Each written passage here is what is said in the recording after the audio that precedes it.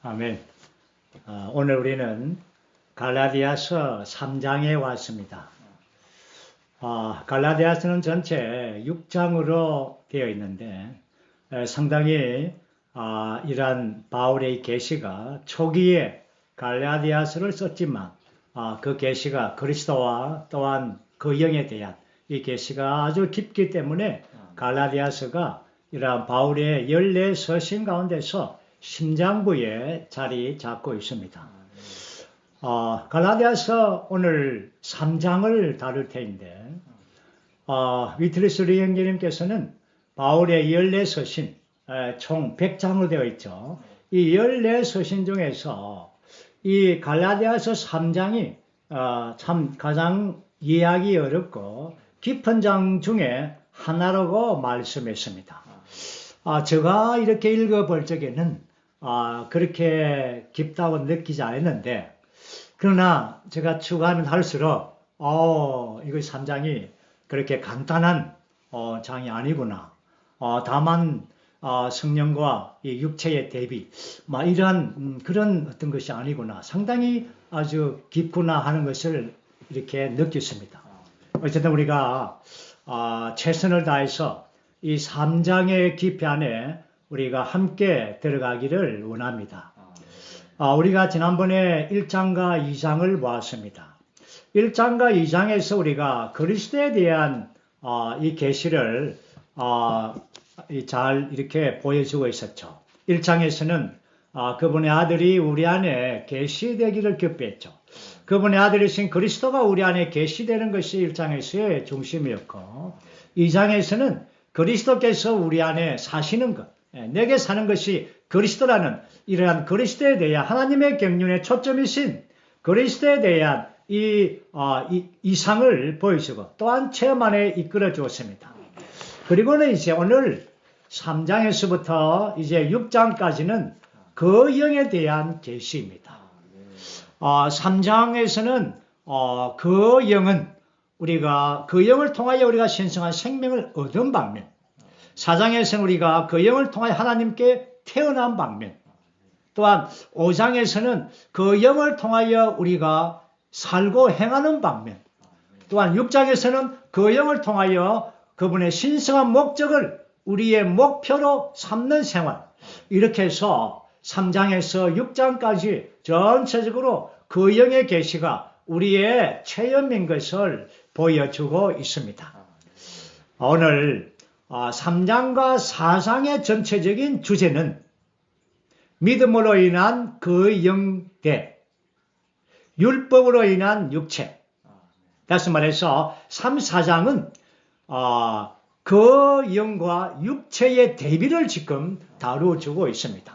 바울은 최선을 다해서 구약에 있는 이러한 비유를, 예표를 써서 이러한 육체와 그 영의 대비를 계속해서 더 깊이 안으로 이끌어주고 있습니다.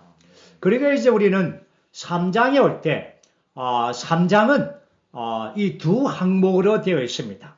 3장의 전반부는 바로 그 영입니다. 그리고 3장의 후반부는 율법입니다. 그리고 그 영은 3장의 전반부에서의 그 영은 그리스도를 믿는 것에 근거한 약속된 축복이라고 말하고 있습니다. 우리가 오늘 3장을 아주 긴 이 내용들을 아마 다 할지 모르지만 어쨌든 최선을 다해서 3장을 본다면 3장 전체는 우리가 1절에서부터 29절로 되어 있는데 이 전체적인 내용 가운데서 우리는 5 단어를 요약할 수가 있습니다. 그것은 첫째, 그 영, 두 번째, 축복, 세 번째, 언약, 네 번째, 믿음, 다섯 번째, 그리스도. 다시 한 번 더 말하면 이 5가지의 이러한 단어가 3장 전체를 구성하고 있습니다. 그 영, 축복, 언약, 믿음, 그리스도. 여러분 이것을 다 외우시기 바랍니다. 그러면 그 영은 바로 축복입니다. 축복은 언약에 속한 것입니다. 언약은 믿음을 통하여 있습니다. 믿음은 그리스도 안에 있습니다. 이것이 이해됩니까? 다시 한 번 더 말해서 이제 이 연관 관계를 이제 뒤에서부터 한번 해보겠습니다. 그리스도 안에 있는 것은 믿음입니다. 믿음을 통하여 언약을 받고, 언약은 바로 축복에 가지고 있죠. 그 축복이 바로 그 영입니다. 그러므로 오늘 이 3장 전체는 이러한 그 영과 축복과 언약과 믿음과 그리스도에 관하여 보여주고 있습니다. 이제 우리는 이러한 전반부에 이 말씀을 몇 구절 읽고 그런 다음에 아주 중간중간 이 진리의 항목들의 정거장에 서면 그곳에서 좀 깊이 있게 다루게 될 것입니다. 먼저 우리는 1절에서부터 3절까지 먼저 읽겠습니다. 어리석은 갈라디아 사람 여러분, 예수 그리스도께서 십자가에 못 박히신 것이 여러분의 눈앞에 생생한데 누가 여러분을 미혹하였습니까? 여러분에게 이 한 가지만 묻고 싶습니다. 여러분이 그 영을 받은 것은 율법의 행위로 말미암은 것입니까? 그렇지 않으면 믿음을 들음으로 말미암은 것입니까? 3절. 여러분은 그렇게도 어리석습니까? 그 영으로 시작하였다가 이제는 육체로 온전하게 되려고 합니까? 여기에서 이제 우리는 중심적인 진리의 항목은 바로 첫 번째 항목은 바로 십자가에 못 박히신 그리스도입니다. 우리는 그리스도의 십자가에 대하여 많이 들어왔습니다. 그리고 그 내용도 다 압니다. 그렇죠? 오늘 이제 우리는 십자가에 못 박히신 그리스도를 갈라디아서 안에서 갈라디아서 전체 1장에서 6장까지 안에서부터 이 의미를 십자가에 못 박히신 그리스도의 의미를 우리가 볼 것입니다. 먼저는 3장 1절 말씀 보면 예수 그리스도께서 십자가에 못 박힌 것이 여러분의 눈앞에 생생한데, 그리고는 우리가 앞에서 2장 21절의 말씀 보면 의가 율법을 통하여 얻어지는 것이라면 그리스도께서 헛되게 죽으신 것이기 때문입니다. 그러므로 여기에 그리스도의 죽음을 통하여 우리에게 의를 가지고 왔습니다. 그러므로 21절과 3장 1절은 함께 연결되는 것입니다. 이게 떨어진 게 아닙니다. 함께 연결되어 있습니다. 그리고는 이제 3장 1절에서는 못 박히신 이유가 무엇인가? 그 이유가 바로 2장 21절에 있는 그리스도께서 우리의 의가 되시기 위한 것입니다. 그런데 어리석은 갈라디아 사람들이요, 누가 여러분들을 미혹하였습니까? 누가 미혹했습니까? 율법입니다. 오늘 그것을 우리가 볼 것입니다. 이제 십자가에 못 박히신 그리스도, 이 그리스도는, 십자가는 바로 하나님 그리스도의 역사의 중심이죠. 그리스도는 하나님의 경륜 안에서의 중심이며 십자가는 그분의 역사 안에서의 중심입니다. 이제 우리는 갈라디아서 이 전체적으로 갈라디아에서 나타난 십자가에 못 박히신 그리스도의 항목을 볼 것입니다. 먼저 우리는 1장 4절 말씀을 봅니다. 여기에서 여러분이 그렇게 많은 고난을 헛되이 받았습니까? 과연 그것이 헛된 것이었습니까? 여기에 있는 말씀, 특별히 4절을 보기 전에 여기에 2절, 1절, 그렇죠? 1절 말씀. 이 말씀들을 보면 여기서 우리의 죄들을 위하여 자신을 주셨다라는 것을 보여주고 있습니다. 정말 주님은 우리의 죄들을 위하여 그분이 고난을 받으시고 이러한 우리를 위하여 자신을 주신 것을 볼 수가 있고, 그 다음에 우리는 2장에 넘어가면 2장 19절,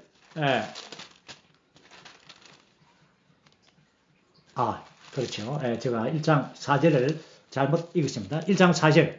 예수 그리스도께서 우리 하나님, 곧 우리 아버지의 뜻을 따라 악한 이 세대에서 우리를 건져내시려고 우리의 죄들 때문에 자신을 내주었습니다.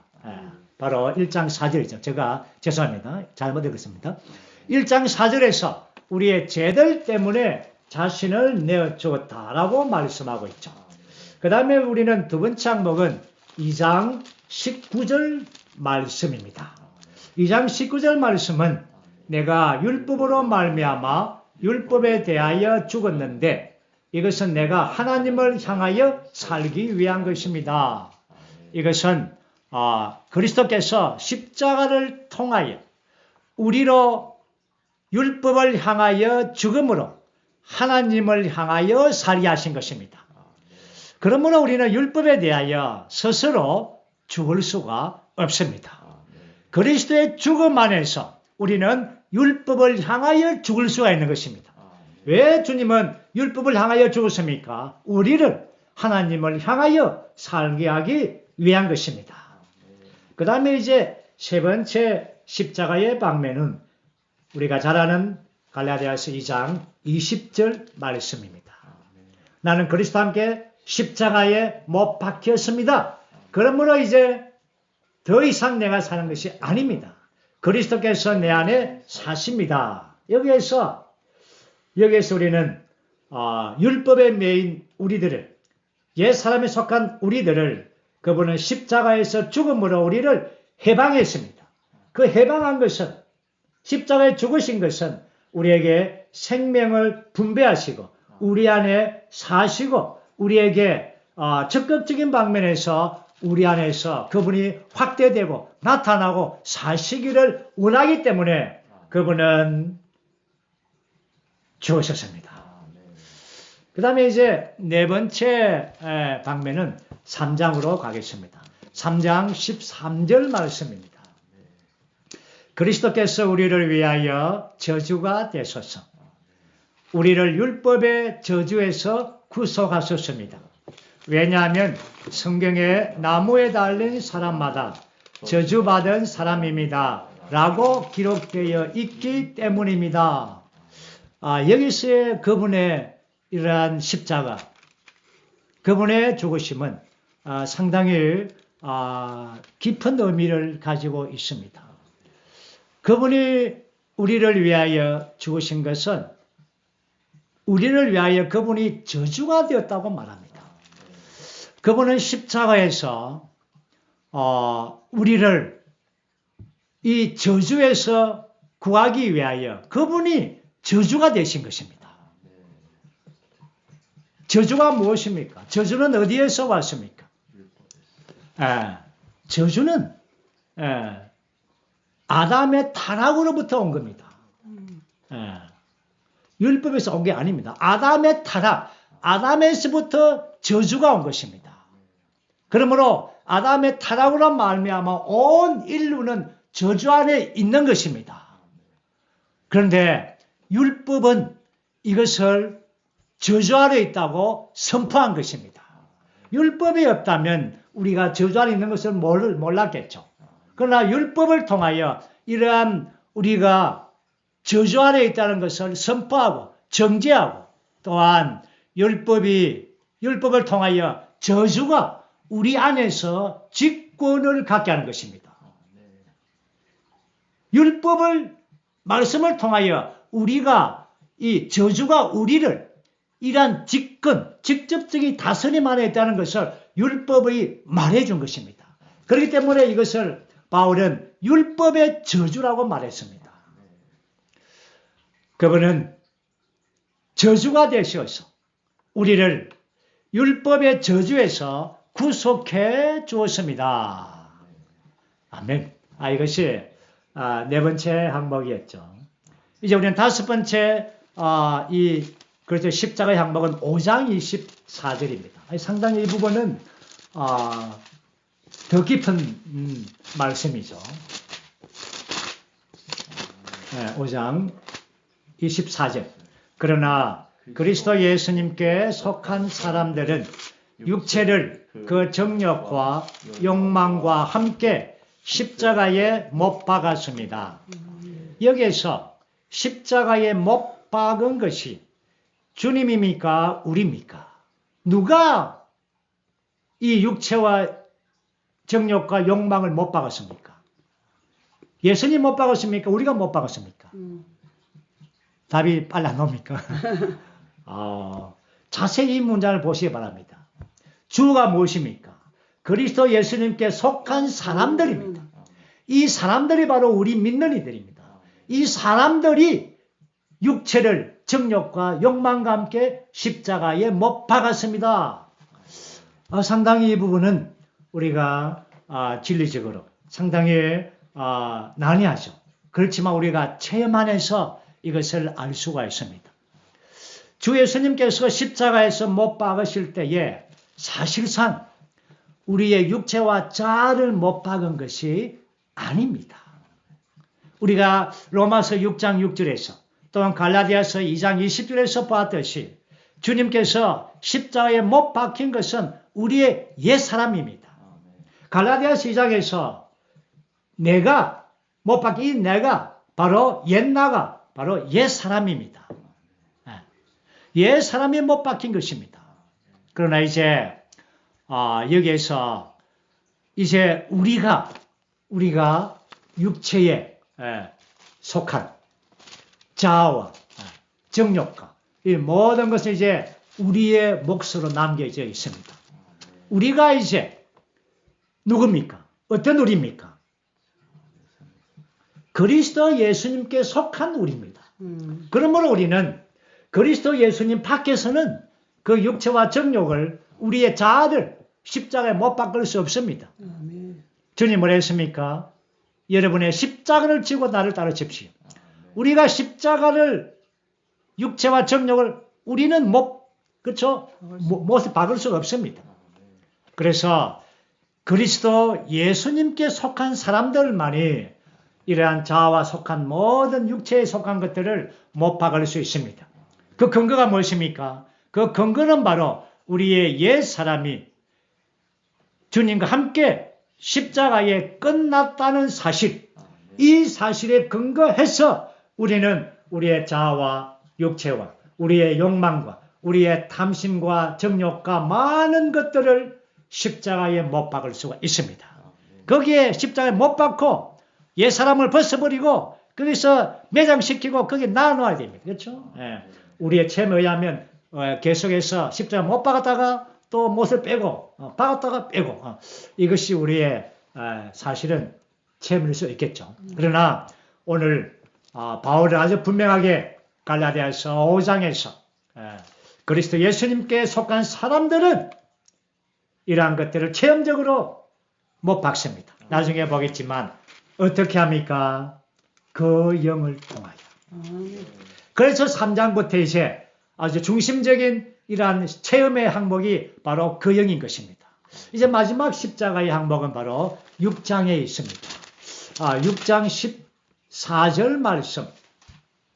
그러나 나에게는 주 예수 그리스도의 십자가 외에 결코 자랑할 것이 없습니다.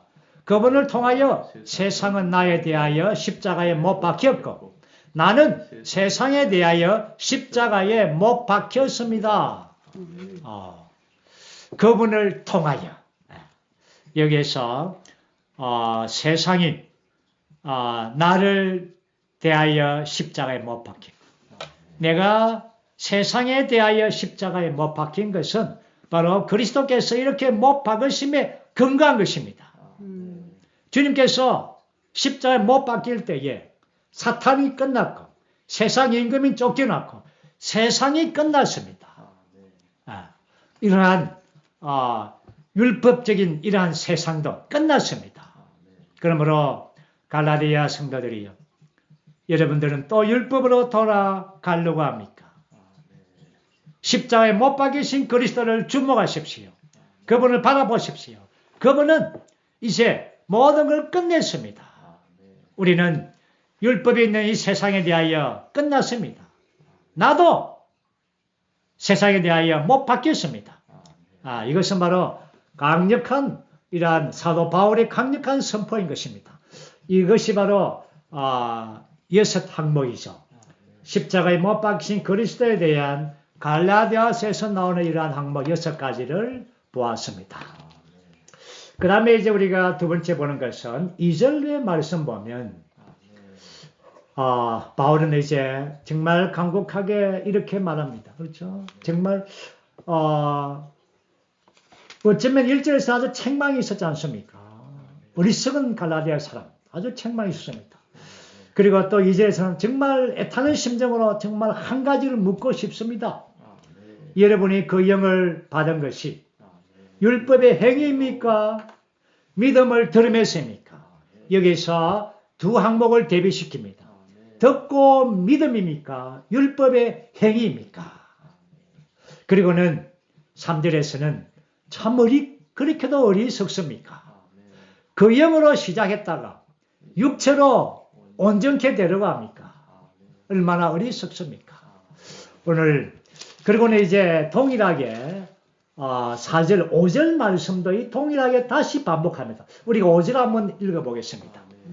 그분께서 여러분에게 그 영을 넘치게 공급하시고 여러분 가운데에서 능력의 일을 행하시는 것은 율법의 행위로 말미암은 것입니까? 그렇지 않으면 믿음을 들음으로 말미암은 것입니까?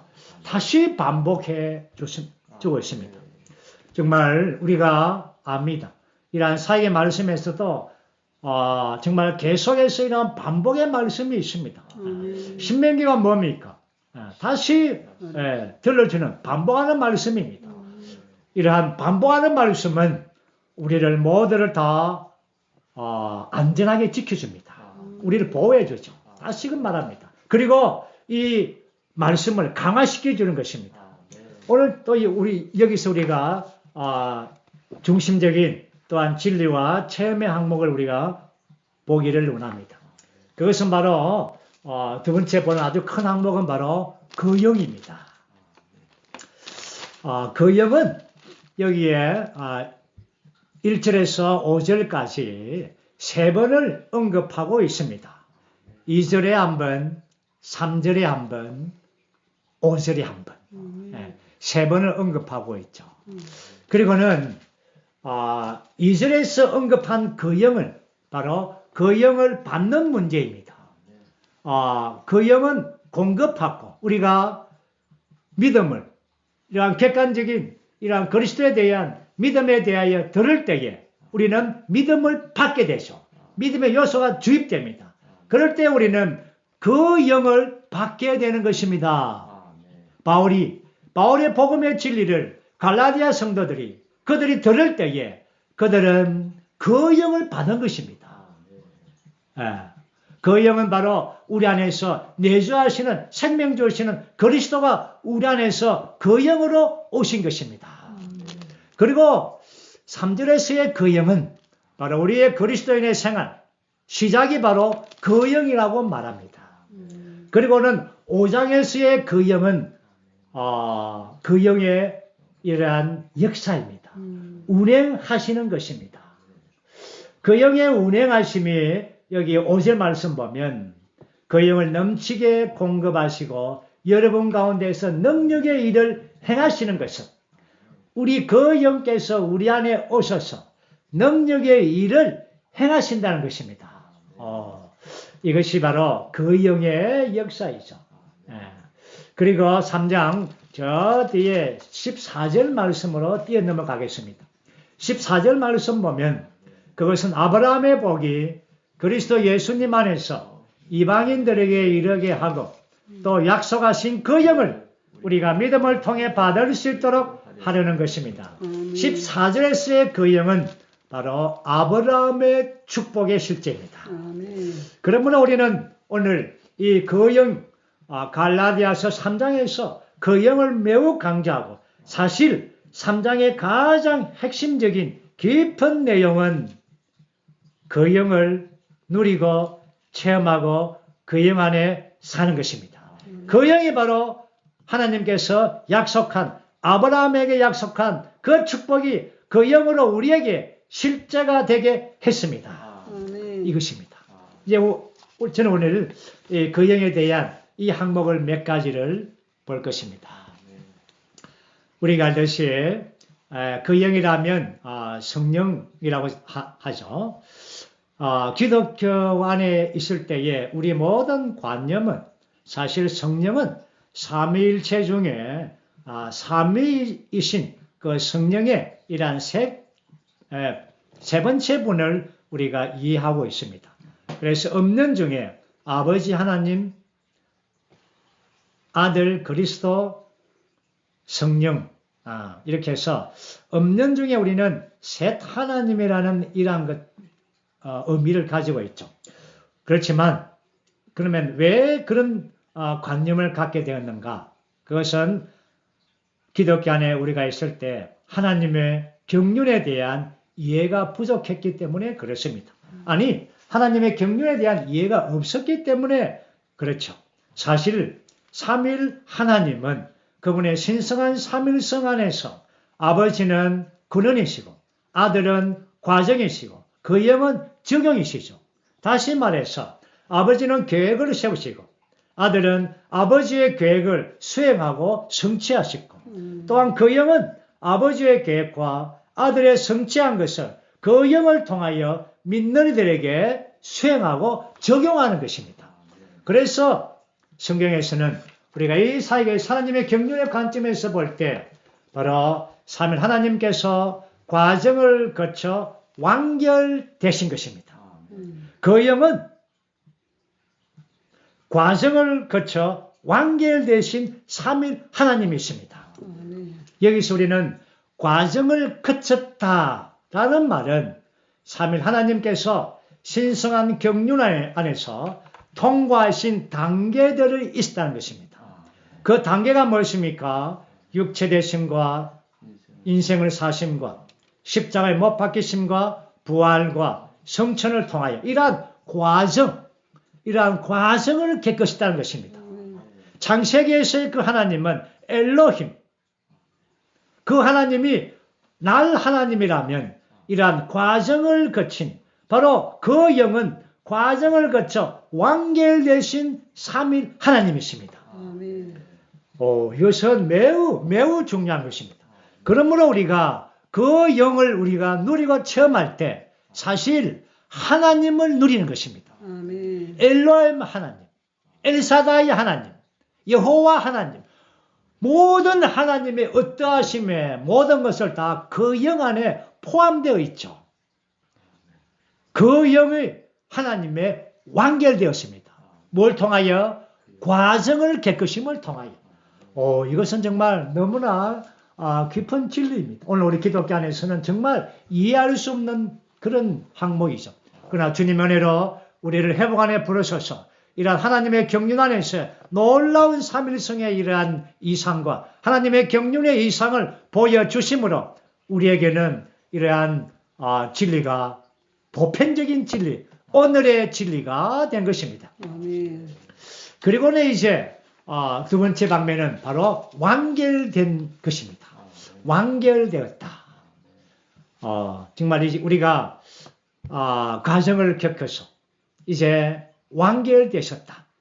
완결되셨다라는 것은 이제 세 항목으로 우리가 보여주고 있습니다. 완결되신 그 얘기를 할 때 첫 번째는 출애굽기 30장에 나오는 관유입니다. 이 관유는 복합적인 관유이죠.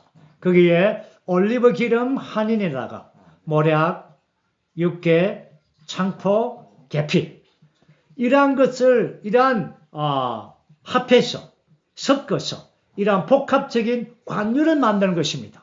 이것은 바로 하나님의 신성과 또한 사람의 인성이 포함되어 있죠. 거기에 인간 생활이 있을 뿐 아니라 거기에 모략, 육개와 창포와 계피가 말하는 죽음과 죽음의 효능과 부활과 부활의 능력이 그 안에 포함되어 있는 것입니다.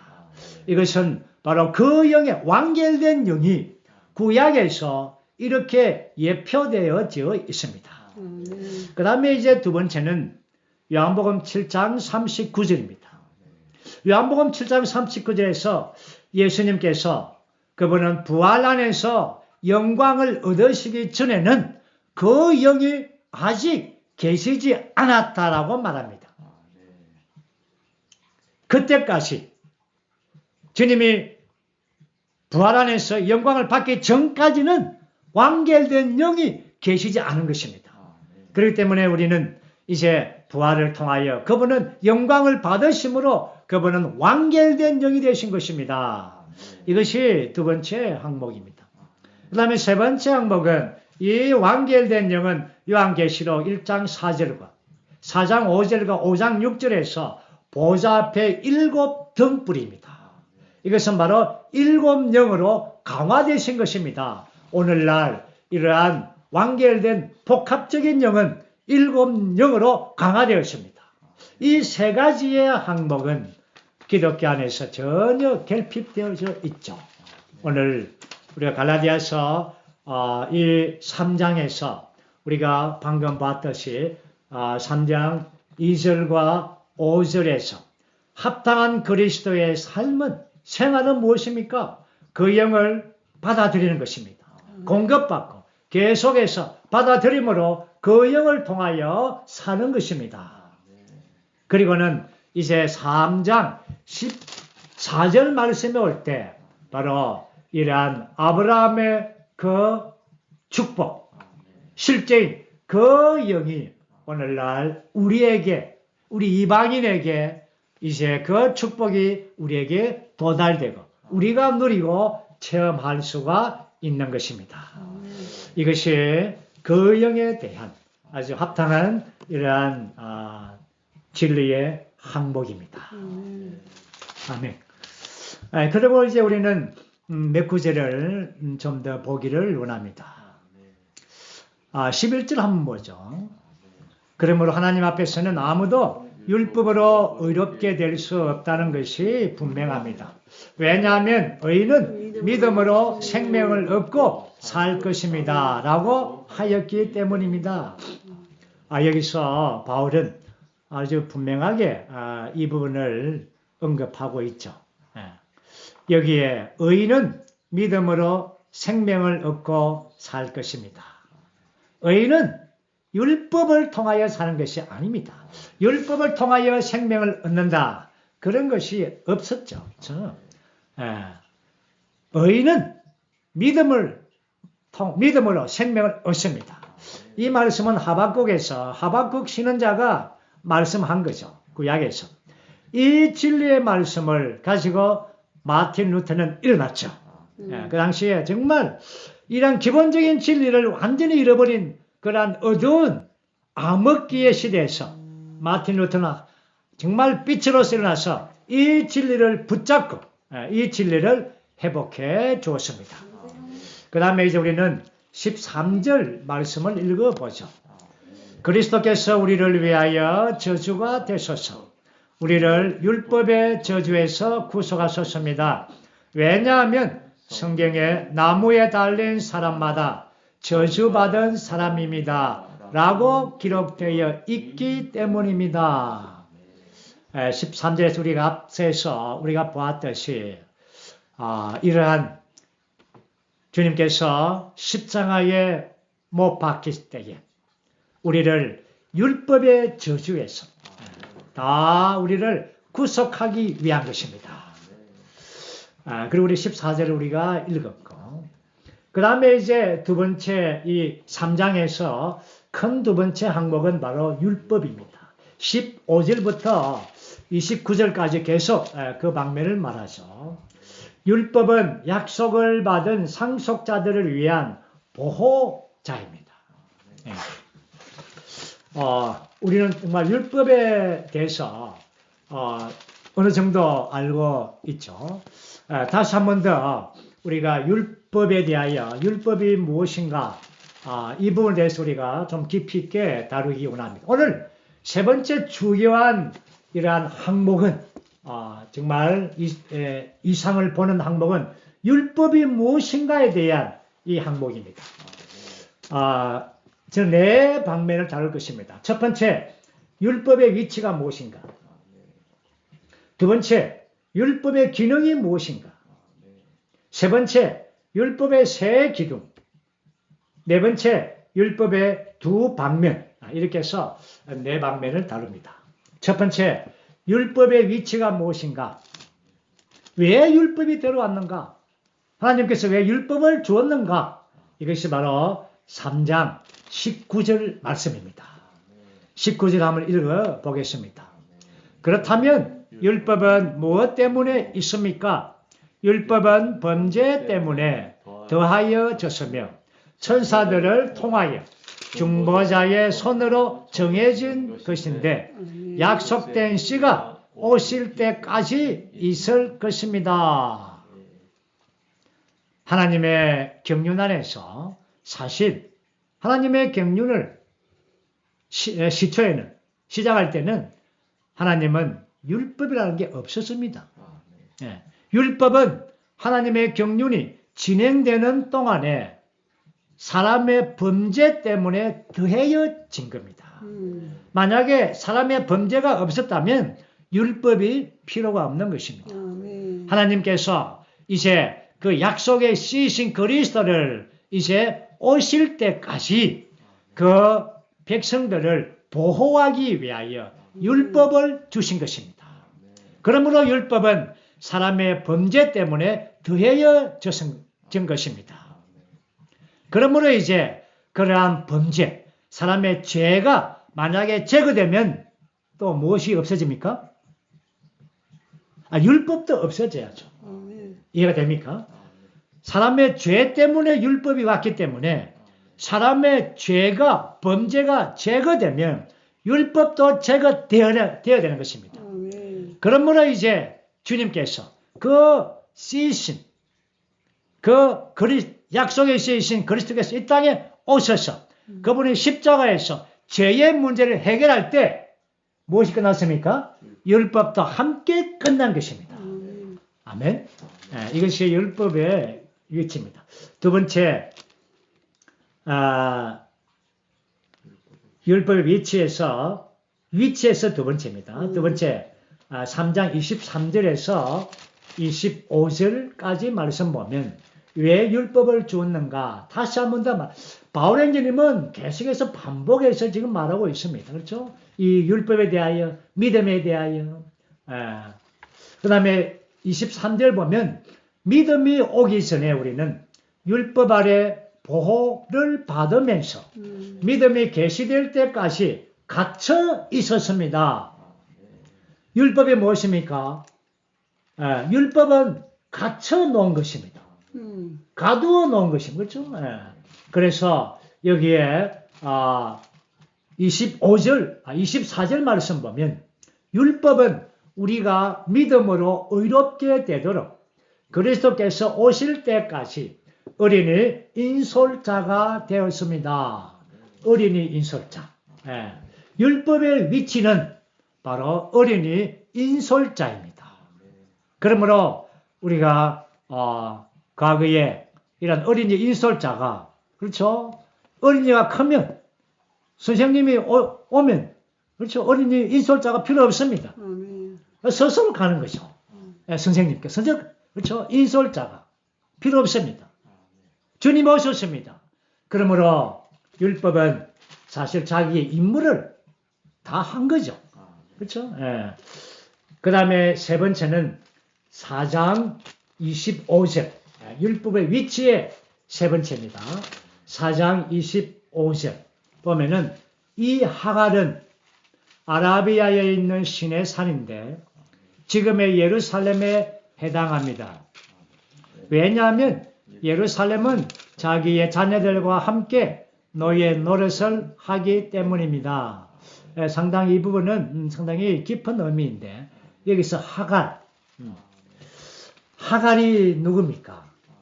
아브라함의 첩이죠. 그러므로 여기에서 바울은 이러한 아브라함의 이러한 처는 누굽니까? 사라죠. 예, 사라는 은혜를 예표합니다. 그런데 하갈은 첩입니다. 나중에 우리가 창세기에서 우리가 보면은 사라가 이삭을 낳았을 때, 그렇죠? 예, 하갈은 이스마엘을 낳았습니다. 이스마엘이 그 약속의 아들 이삭을 괴롭혔습니다. 그래서 사라가 아브라함에게 그 이스마엘을 하갈과 함께 쫓아버리라고 합니다. 그래서 아브라함이 곰곰이 생각하니까 참 마음이 아픕니다. 그렇죠? 이스마엘도 자기의 씨인데. 그때 하나님께 갔죠. 하나님께서 뭐라 했습니까? 예. 하나님께서 뭐라 했는가 하면은 아브라함아 아내의 말을 잘 들으라 이랬습니다. 그래서 우리가 어떤 때는 아내의 말을 잘 들어야 됩니다. 아멘? 아브라함 보고 하나님께서 아내의 말을 잘 들으라 했습니다.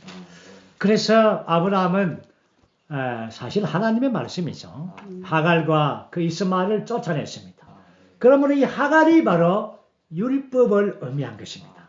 그러므로 율법의 이치는 첫 번째는 가입된 것이요. 두 번째는 어린이 인솔자이며 세 번째는 하갈, 곧 첩의 신분입니다. 그 다음에 두 번째 율법의 기능입니다. 율법의 기능은 무엇인가? 우리가 3장 23절을 다시 한 번 더 보겠습니다. 율법의 기능은 바로 믿음이 오기까지, 여기서 믿음을 인격체라고 이렇게 보죠. 바로 그리스도이죠. 믿음이 오기까지 율법 아래 보호했습니다. 그러면 율법의 기능은 무엇입니까? 보호입니다. 그 백성들을 그리스도가 올 때까지, 이스라엘 백성들은 주님이 올 때까지 율법이 보호해 주었습니다. 그래서 주님이 오셔서 요한복음 10장에서 뭐라 했습니까? 바로 내가, 그렇죠? 양우리의 목자이다. 양우리의 문이다. 풀밭이다. 그러면 나의 음성을 듣고 양우리에서 나오라. 양우리에서 나와서 풀밭으로 오너라. 그것이 주님께서 말씀했죠. 이제 율법은 끝났다. 너희들은 율법에 보호 안에 있었다. 이제 그리스도가 오셨다. 그 다음에 이제 율법의 기능은 3장 13절 말씀에 우리가 앞서 봤듯이 율법의 기능은 옛 사람을 폭로한 것입니다. 율법의 저주의 소리를 구속했습니다. 우리가 이 저주 아래 있었던 것은 바로 율법이 우리가 저주 아래 있다라고 우리가 율법이 정죄했죠. 그러므로 율법은 우리 옛 사람이 저주 안에 있다는 것을 폭로시킨 것입니다. 율법이 없다면 우리가 저주 아래 있는지 뭐 어디에 있는지 모르겠죠. 그 다음에 이제 큰 세 번째 율법의 세 기둥입니다. 율법의 세 기둥은 안식일과 음식과 할례입니다. 안식일은 사복음서에서 주님께서 폐해버렸습니다. 그리고 음식은 베드로 사역을 통하여 이 음식의 문제를 무효화시켰죠. 그 다음에 할례는 이러한 바울의 복음, 바울의 이러한 완전한 복음 안에서 할례를 끝내버렸습니다. 폐해버렸죠. 율법의 세 기둥은 바로 율법의 이 안에서부터 나온 기둥들입니다. 이것은 끝났습니다. 주님의 십자가에서 완전히 끝나버렸죠. 그 다음에 율법에는 두 방면이 있습니다. 오늘 이 부분에 대해서 우리가 균형 잡힐 필요가 있습니다. 율법이 폐지했습니까? 끝났습니까? 예, 끝났습니다. 그렇지만 주님은 내가 율법을 폐하러 온 것이 아니다. 율법을 완성하게 하러 왔다. 오늘 율법에는 두 방면이 있습니다. 적극적인 방면과 소극적인 방면입니다. 적극적인 방면은 도덕적인 방면이죠. 부모를 공경하고 살인하지 말고 간음하지 말고 거짓말하지 말고 이 부분이 폐지인 것이 아니면 이것은 더 완성되었습니다. 심지어 천국의 헌법을 볼 때 그렇죠? 형제를 미워하는 자마다 살인한 것이요. 여자에게 음욕의 마음만 품어도 간음한 것이요. 이 율법이 더 온전케 되고 더 강화되었습니다. 그 다음에 폐해진 것이 무엇인가? 소극적인 방면에서 바로 의식에 속한 계명의 율법들입니다. 할례와 안식일과 음식의 문제와 의식들과 모든 규례들, 제사를 지내고 이런 것들, 정결케 하는 이런 의식들, 모든 이런 것들은 십자가에서 끝내졌습니다. 이것이 율법에 대한 이러한 진리의 항목들입니다. 다시 한 번 더 우리가 율법에 대하여 이러한 이상을 보게 하심을 감사합니다. 그 다음에 이제 우리가 보는 것은 후반부에서 16절 말씀을 한번 보겠습니다. 그런데 하나님께서 아브라함과 그의 씨에게 약속해 주실 때에 많은 사람들을 가리키는 씨들에게라고 말씀하지 않고 오직 한 사람을 가리키는 너의 씨에게라고 말씀하셨습니다. 그 한 분은 곧 그리스도이십니다. 바울 행전님은 여기에서 아브라함의 씨의 그 약속을 이렇게 언급하고 다시금 강조했죠. 그리스도는 씨라는 것입니다. 이 씨는 약속을 상속받는 상속자입니다. 우리가 만약에 상속자들이 되기 위해서는 우리가 이 씨의 일부가 되어야 되는 것입니다. 그래야만이 상속을 받는 것입니다. 갈라디아에 있는 많은 믿는 이들 성도들 여러분들이 우리가 이 약속의 상속자들인데 놀라운 기업에 이 풍성을 받은 상속자들인데 이 약속의 씨와 연결되어 씨와 하나 되어서 그 그리스도와 하나 되어야만이 그 상속을 받을 테인데 어떻게 그렇게 어리석게도 율법을 쫓아갑니까? 이것입니다. 바울은 아버지의 마음으로서 그들을 돌이키기를 원했습니다. 율법으로 돌아간 그들이 상속자이신 그분을 안으로 이끌어서 여러분들의 상속을 그 모든 유업들을 풍성들을 잃어버리지 않도록 잃어버리지 않도록 아주 바울은 간곡하게 강청하고 있는 것입니다. 오늘 우리 지금 이 시대에 우리가 갈라디아의 성도들입니다. 아멘.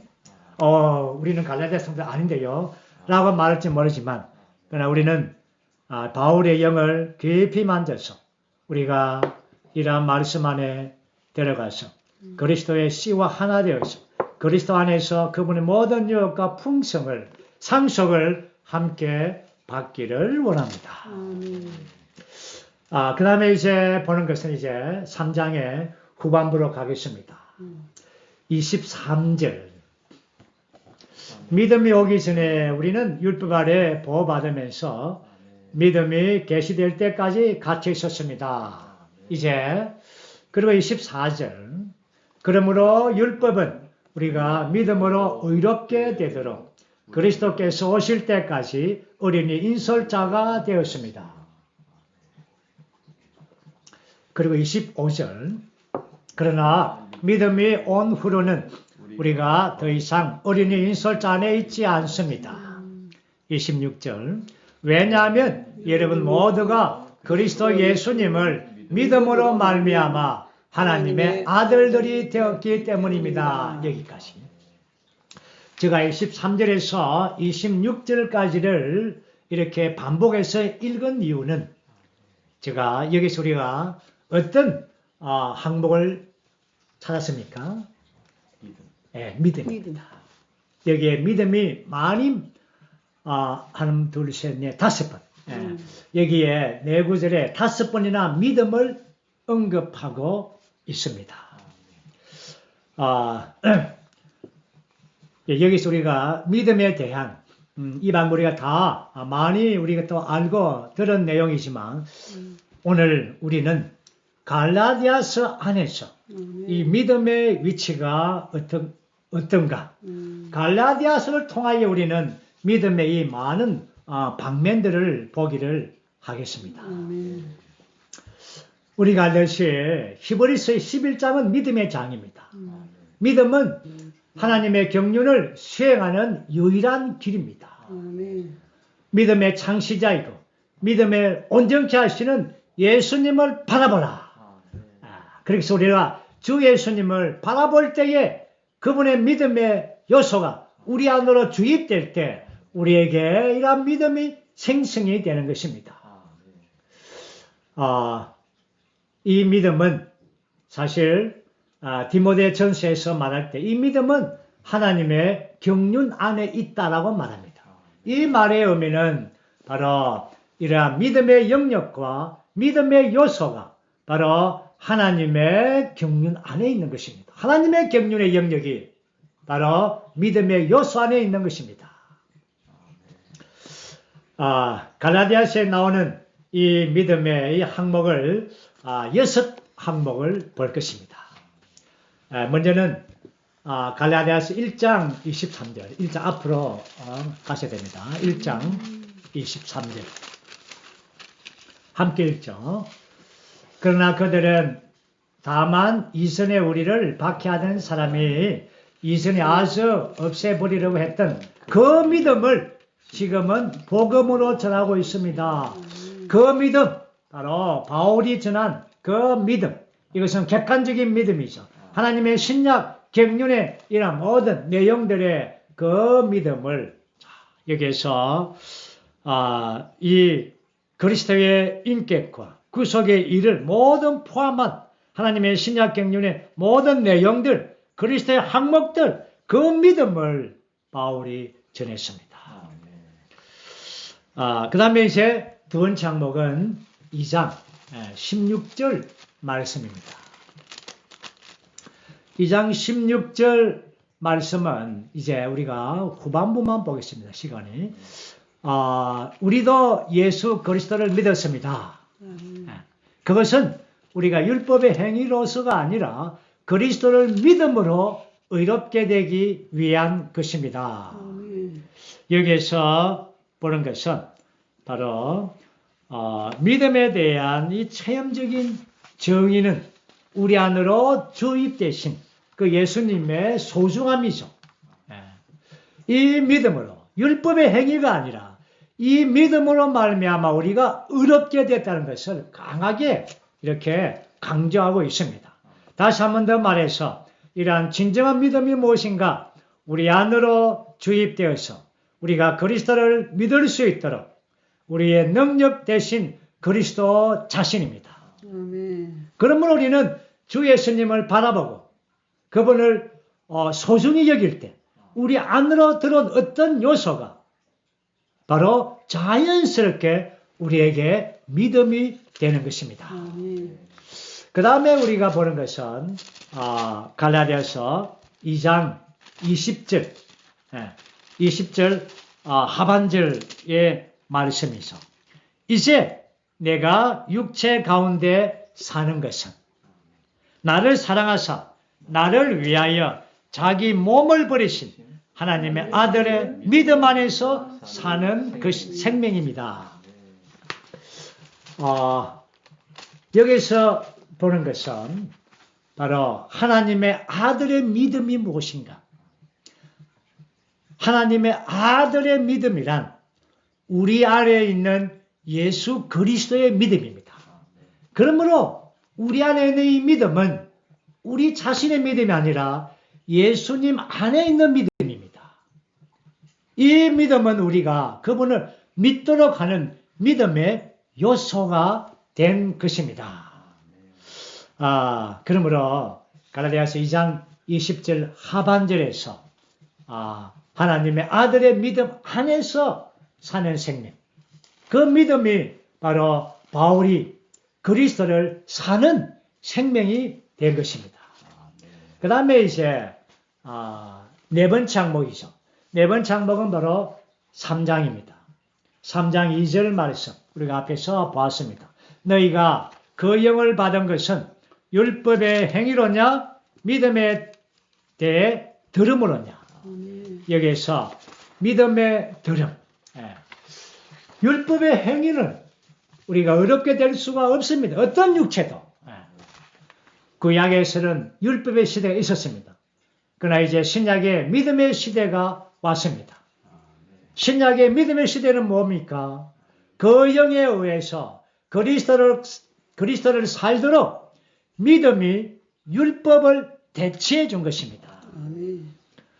그 영과 육체가 대비가 되고 믿음과 율법이 대비가 되죠. 마지막 갈라디아서 아니죠. 5번 장목이죠.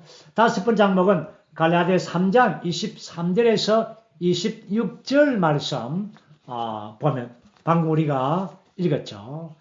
너희가 다 그리스도 예수 안에서 있는 믿음으로 말미암아 하나님의 아들들이 되었으니. 아멘. 하나님의 아들들이 된 것은 전적으로 이러한 예수님 안에 있는 믿음으로 된 것입니다. 결국 우리는 우리의 믿음을 통하여 그리스도와 하나 되고 그분 안에서 아들의 자격을 받게 되는 것입니다. 마지막 갈라디아 상목대 믿음의 항목 6번 장목은 5장 6절 말씀입니다. 5장 6절 말씀은 그리스도 예수 안에서는 할례나 무할례가 효력이 없습니다. 사랑을 통해 작용하는 믿음뿐입니다. 여기서 바울 형제님은 마지막에 갈라디아서 5장 6절에서 믿음을 언급할 때에 믿음은 사랑을 통하여 작용하는 것입니다. 항상 믿음과 사랑과 함께 작용하죠. 결국은 이러한 사랑을 통하여 작용하는 믿음을 통하여 하나님의 목적을 이루고 그리스도의 몸을 건축해서 단체적인 표현이 되게 하므로 하나님의 아들의 자격을 완성하는 것입니다. 이것이 바로 갈라디아서에 있는 이러한 믿음의 항목 6항목을 다루었습니다. 물론 우리는 많은 성경에서 믿음의 항목이 있지만 특별히 갈라디아서에 있는 이 믿음의 항목의 6방면을 통하여 우리가 누렸습니다. 이제 마지막 항목으로 27절, 28절, 29절입니다. 27절은 그리스도 안에서 침례받은 여러분 모두는 그리스도로 옷 입은 것입니다.